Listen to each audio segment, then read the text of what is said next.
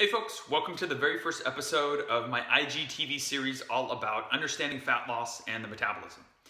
Now, I feel like this is one of the most misunderstood topics that there is in the health and the fitness industry, just because it's really unclear as to what the metabolism really is. Because it's not something like an organ that you could, open up your body and see. It's kind of difficult for a lot of people to understand.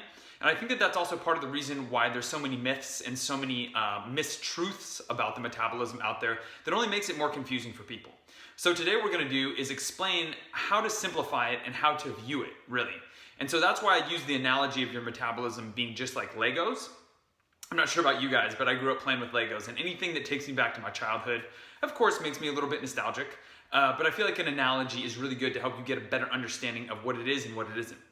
So there's two different components of the metabolism that involve the breaking down of larger things into smaller things. So that would be you eating food and digesting it, and then it being turned into energy, or the molecules from that being used to build muscle mass.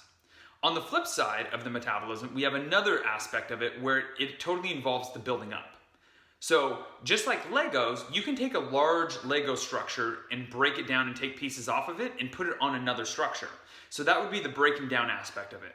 On the flip side, if you have a structure that you've already built, you can take other pieces and stack them on top of it and lock them together to make it bigger.